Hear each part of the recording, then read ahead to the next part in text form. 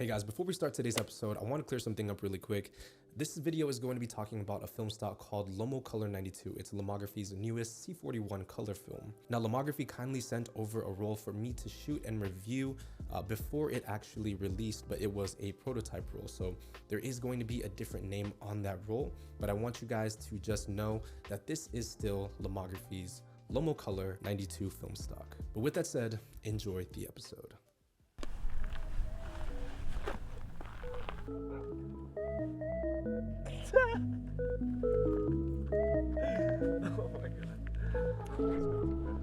What's going on, you guys, man? Welcome back to yet another King James episode. Now check this out, man. I'm gonna show you the view and then I'm gonna show you the crew. Look at this in the distance. Woo, you guys know where we're at. We are at the very famous Mount Tam, and on the bright side, it's about an hour till sunset, so golden hour is just about to set in. We got this beautiful golden hill that's just gonna absolutely light up with this light that's coming out. I mean, just check out this gorgeous view right here. That is insane, dude. I think I'm gonna take a photo of that. Anyways, really quick, you guys, just to introduce the crew, we have my boy, my photography partner. This is my boy Gable, G Kimbro. G, right? Doku. You guys have seen him in all of the New York videos as well as some of the ones we've done here in the Bay Area, but this is our first time together here and we're trying to figure out some good spots to go. So The tree, just in the middle there. I know, imagine if you had a longer lens. You keep it natural, stay in your bag like you wearing satchels. Hey, baby, you a godsend, just missing the sandals. But still, you ain't missing much. Put your hands on my back, just a different touch. Put your on my plate, I don't skip the lunch. I don't skip the brunch, not the dinner neither. And we hella close, not a centimeter. Getting in between us, are you too turned up? Never turn down though, when there's big energy, when I come around though. So. All right, you guys, so we made it to the very peak here at Mount Tam. Check this out, man. Look all around us. You got some insane clouds up here in the distance. Look at how really soft. Look at how soft the grass looks in this light right now, man. Freaking gorgeous, perfect colors. All right, you guys, so we are on the top of Mount Tam right now, and it's about to be golden hour. But right now, you guys, we're about to load the camera up with a roll of film that is coming out on July 5th. A special roll of film that is from Lomography. Now, it hasn't been released yet, and so you guys are gonna get to see this on the day of the release. But ladies and gentlemen, if you were ever wondering what a prototype roll of film looks like, this is it right here. It's nothing really crazy or special. It doesn't have any of the branding on it, but as you can see, it says right here, Lomography Lomochrome Farb Film 400. And we're gonna be putting it to the test. I'm gonna shoot it through the Leica M6. This is a 28mm Voigtlander Ultron, a spherical version 2. And like I mentioned, we're just gonna be out here, kind of pan towards the landscape, trying to see if this film is going to perform well. It is supposed to be a blue film, so very grainy-ish, but also cooler tones. And I want to test exactly what would happen putting it into a setting like this, where everything is warm. So without further ado, guys, let's load up the prototype Lomochrome Farb Film 400 into the Leica M6. I'll talk to you guys as we shoot through the video what I'm doing to achieve this look. Let's go.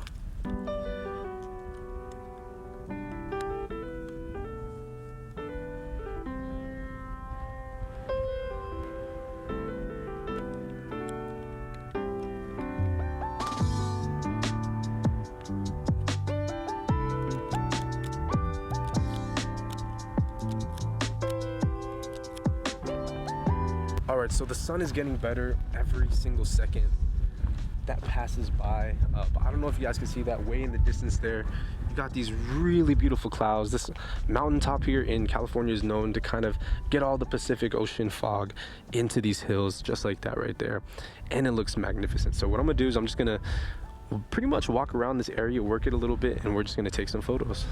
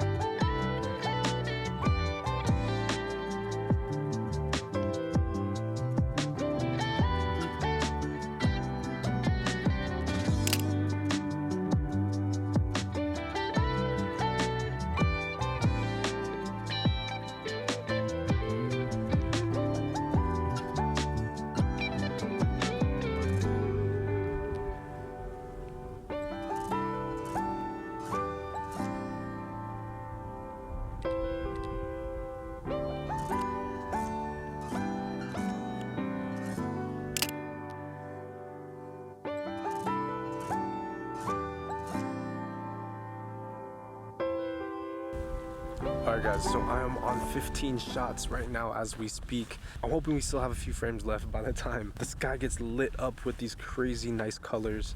But man, it is so hard not to try to make a photograph when everything around you is literally picture perfect. So the first thing that I wanted to test with this film stock, like I said earlier, was the cooler tones and how they can conflict if they are shot in a warmer setting. So obviously everything around here is brown, so I'm trying to see just how these images look. Really quick, comment down below what you guys think of the look so far.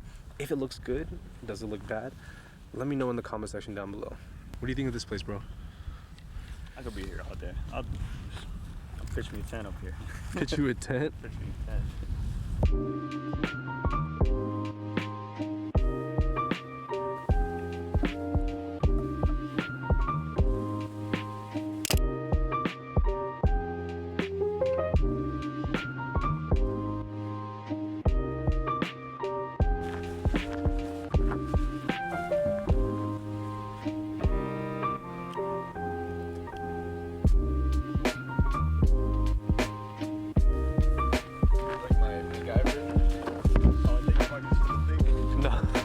Dude, I was resting that on that little post top thing. Dude, right?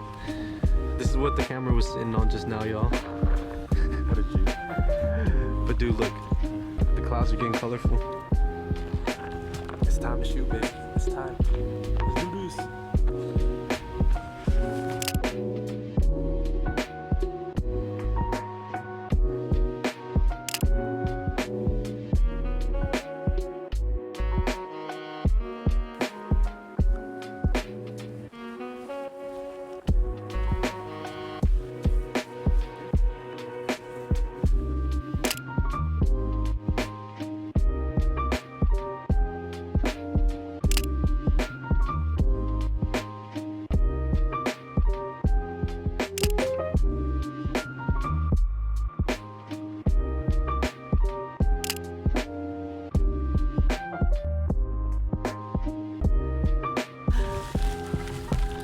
Alright guys, I just shot the entire roll. Like 5 minutes. Lighting is too good right now. Oh my Jesus. Never get silicone cases for your iPhone. Oh my gosh, Gabe, what's stuck in there? Oh, there it is. Woo.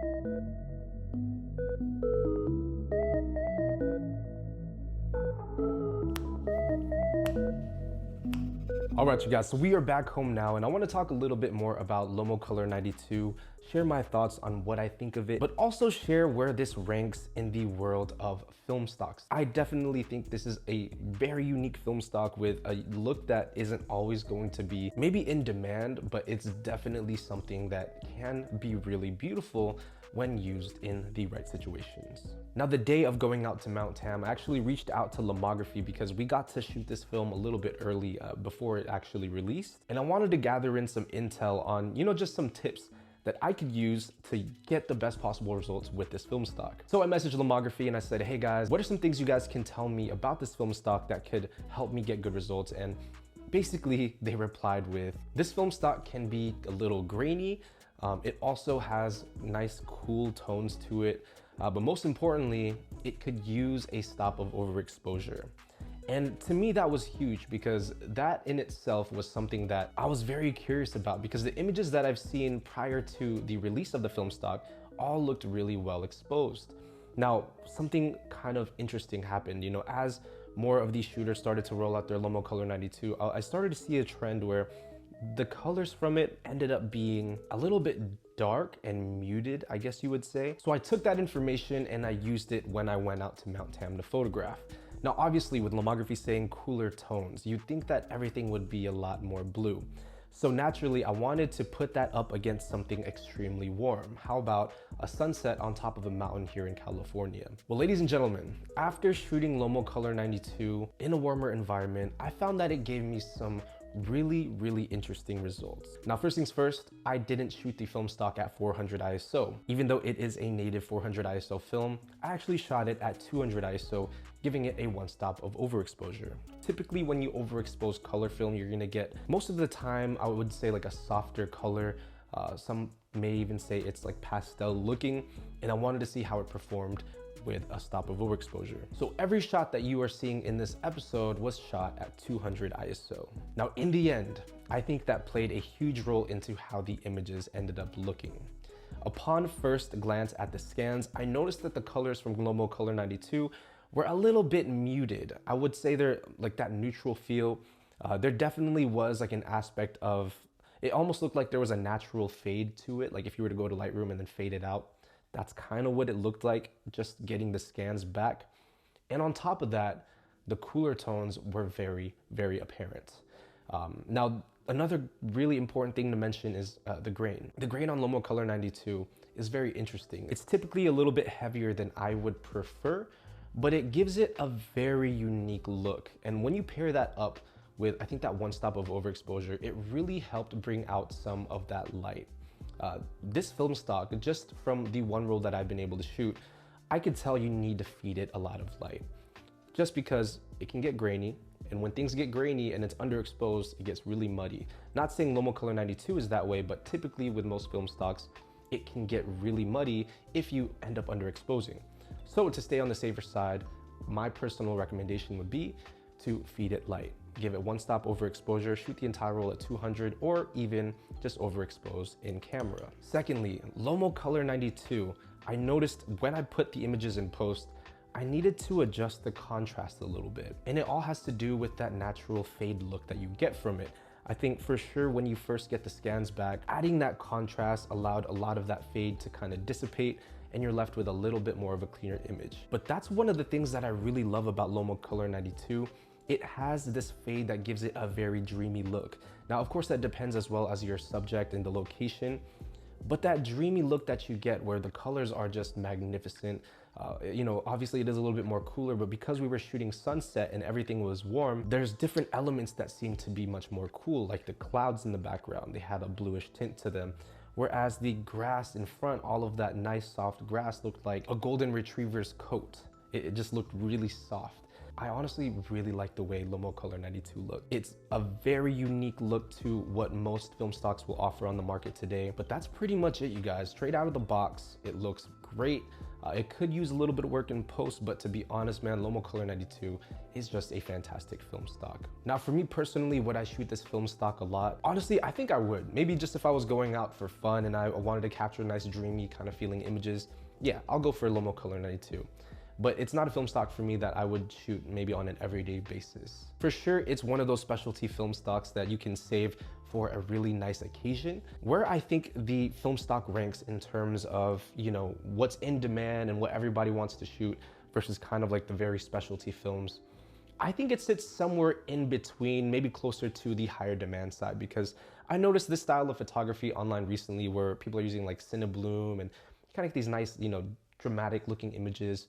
Lomo Color 92 can give you that when shot under the right light and with the right technique. So if I were to kind of put it within like, you know, a ranking system, you have film stocks on the top like Porsche 400, Fuji Superia, Ektar 100, and then you have that next step down where people still want to shoot a lot of it, but it's not the standard film stock that most people shoot, and that's like Lomo 800, Lomo Color 92. I think this is where it fits in the best. Under that, I think you have your more specialty films like the turquoise or the purple or the infrared films.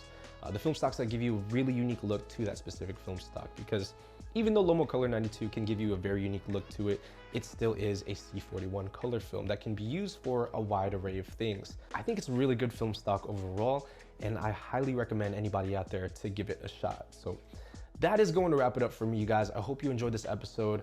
Let me know in the comment section down below what your guys' thoughts are on this film stock. Will you shoot it? Have you shot it? What are your results? Let's start a conversation down below. A couple of new things coming to the channel in the next couple of months. We are redesigning the studio behind me, so pardon the mess. If you guys want to see a video on that, definitely let me know. But that's going to wrap it up. I'll see you guys in the next one. As always, Minolta Gang. Whew.